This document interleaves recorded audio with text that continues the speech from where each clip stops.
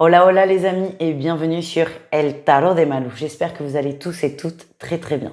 Dans cette vidéo, on va regarder votre horoscope, votre guidance, vos énergies pour la semaine qui arrive, à savoir du lundi 26 août au dimanche 1er septembre 2024. Comme d'hab, on ne prend que ce qui vibre, ce qui fait du bien et surtout ce qui permet d'avancer, d'évoluer. Si la guidance, elle vous plombe ou si elle est merveilleuse mais qu'elle ne vous parle pas, laissez-la de côté, on est sur du général. Si une guidance personnalisée vous intéresse, c'est avec grand plaisir. Je vous mets le lien de mon site sous la vidéo. Il y a plusieurs types de guidances possibles, donc n'hésitez pas à choisir ce qui vous convient le mieux. Pour info, je fais des petites vidéos tous les mois personnalisées pour celles et ceux qui le demandent évidemment, pour la guidance du mois. Donc là, il y a la guidance du mois de septembre. C'est une vidéo dans laquelle je vais aller voir vos grands thèmes du mois. Je vais répondre aussi aux questions que vous vous posez, si vous vous en posez, évidemment. Et pour cette guidance du mois de septembre, il en reste 2, donc n'hésitez pas, si ça vous intéresse, à commander votre guidance. Je vous mets pareil le lien sous la vidéo. On continue avec les infos parce que j'ai des choses à vous dire. Mercredi soir, live questions-réponses, c'est ouvert à tout le monde, donc n'hésitez pas à venir faire coucou, pardon. Vendredi 30, il y aura la guidance générale du mois de septembre, les énergies, avec aussi un tirage pour chaque personne présente, suivi d'une méditation. Là aussi, c'est sur inscription. Je vous mets le lien sous la vidéo. C'est un atelier qui est limité à 15 personnes. Et je vais quand même vous faire un petit spoil par rapport à la chaîne secondaire. Spoil des interviews qui vont arriver la semaine prochaine. On en aura 2. Il y aura l'interview d'une créatrice d'oracle qui est très très très connue. Je vous dis pas qui. Je vous laisse vous abonner à la chaîne La Spiritualité pour tous. Et je mettrai le replay de l'émission que j'ai tournée avec Maud Albertini. Ça a été un énorme coup de cœur, une très très belle rencontre et j'aime beaucoup son message. C'est pour ça que vous la retrouverez et sur cette chaîne et sur la chaîne secondaire d'interview parce que j'ai vraiment kiffé cet échange et j'ai envie que le plus grand nombre le voit. C'est normal parce qu'elle a des énergies incroyables. Et c'est bon, j'ai dit tout ce que j'avais à dire. On se retrouve tout de suite avec votre guidance. Les balances, coucou, j'espère que vous allez bien. Et on y va, c'est parti, on va aller voir vos énergies de la semaine. Dernière semaine brute, hein. On prépare la rentrée. Allez, on va aller voir. Je tire tout comme ça. Paf, c'est fait. Et on peut passer un petit moment ensemble. Votre énergie principale, les balances, on a le valet d'épée. Beaucoup d'échanges, beaucoup de communication.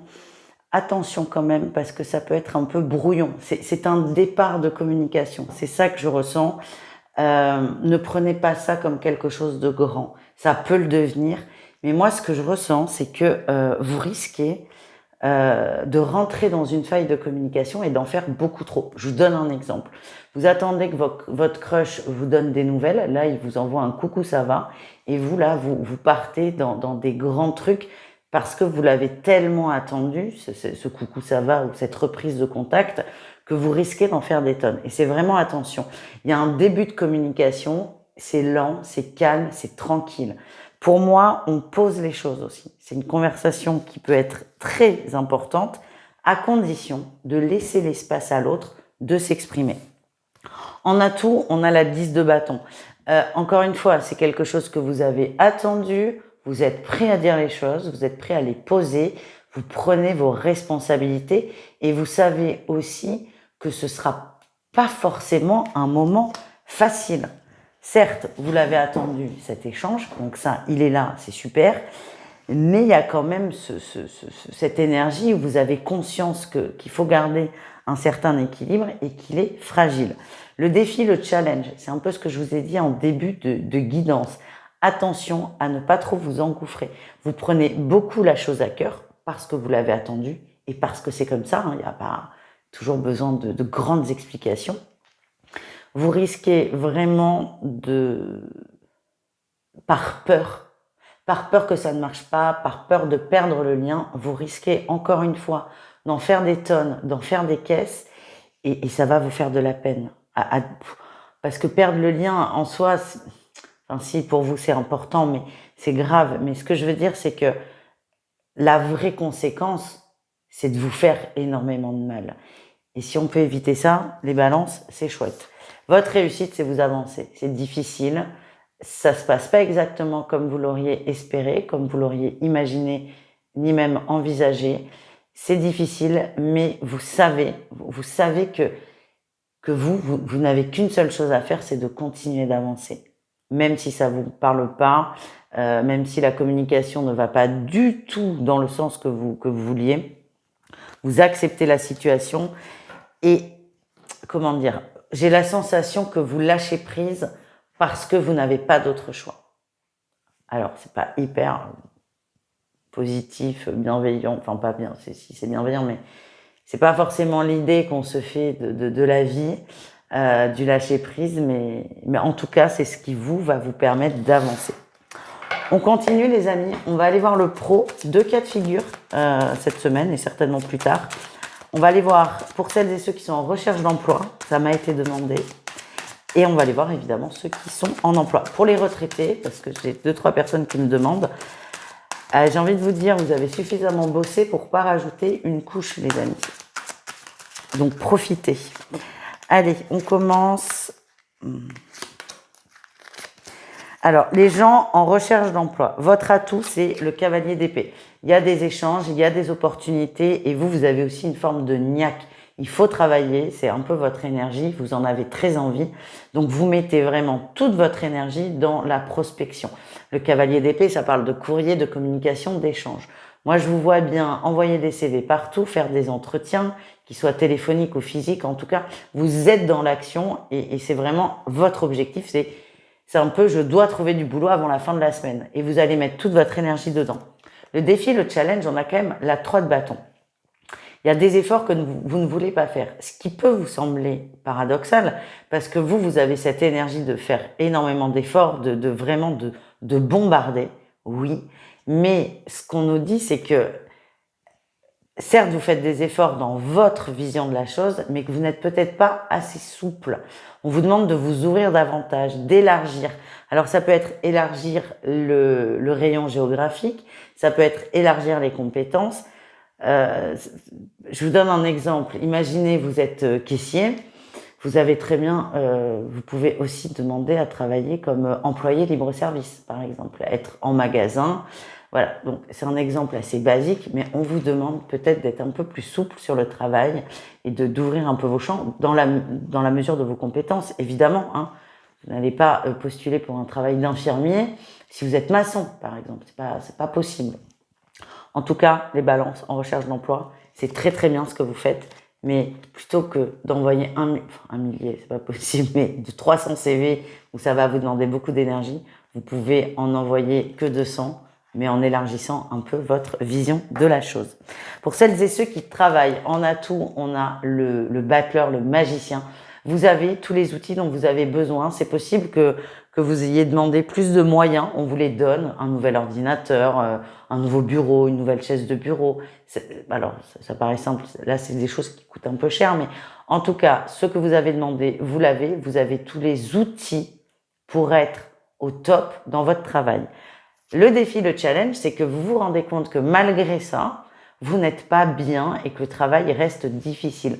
Donc peut-être que vous aviez la sensation, je sais pas moi, d'être fatigué au boulot parce que votre fauteuil n'était pas adapté. Ça peut paraître ridicule, mais ça l'est pas du tout. Hein. C'est des gros problèmes en entreprise. D'ailleurs, le bien-être au travail. Et là, ce que je ressens, c'est que vous avez tout ce que vous avez demandé. Peut-être même un aménagement d'horaire, peut-être davantage de jours de repos. Et que malgré tout ça, vous n'êtes toujours pas bien. Donc peut-être finalement que la blessure, le besoin, il est ailleurs et ça va vous demander de vous reconcentrer dessus. On continue avec le relationnel en général, vous et le reste du monde, les balances. Qu'est-ce qu'on a? Ouais. En atout, vous avez la 8 de denier, pardon. Vous êtes quelqu'un de très fidèle, de très stable et de très fiable dans le relationnel. On est sur des relations de très long terme, des très belles amitiés, ça peut être aussi la famille. En tout cas, vous mettez un point d'honneur à nourrir ces relations qui sont là depuis longtemps. Le défi, le challenge, c'est que vous restez en vase clos. Alors, on vous dit pas de couper avec ces gens, pas du tout. mais c'est juste peut-être de vous ouvrir encore une fois à d'autres personnes, à d'autres énergies. C'est comme si votre vie relationnelle, votre vie privée, elle était millimétrée parce que ça vous convient, parce que c'est la routine, mais en fait ça devient un cercle vicieux et vous vous enfermez dans cette routine qui finalement vous convient pas. C'est pas les gens qui ne vous conviennent pas, pardon, c'est cette routine. Voilà les amis. On continue, on va aller voir, et il sort très vite, le message conseil, le message qui fait du bien de la semaine.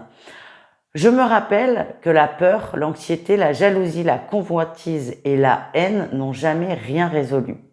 Je fais le choix de la joie et de l'amour. La peur, l'anxiété, la jalousie, la convoitise et la haine n'ont jamais rien résolu. Je fais le choix de la joie et de l'amour. Et on termine, les amis, avec le sentimental. On va aller voir 3 cas de figure. Couple, triangulaire et célibataire. Et comme toujours, le mieux, c'est peut-être d'aller voir votre signe lunaire pour tout ce qui est affectif. Les triangulaires balance, waouh, gros déclic là, gros déclic, grosse prise de conscience. Et c'est plutôt une prise de conscience qui est positive. J'ai l'impression que la personne qui est dans un couple officiel va vraiment conscientiser que ça ne va plus, ce couple, et qu'il faut faire quelque chose. Alors, on n'est pas encore dans l'action, on est vraiment dans la prise de conscience. Mais sans prise de conscience, il n'y a pas d'action, ou l'action, elle n'est pas faite intelligemment.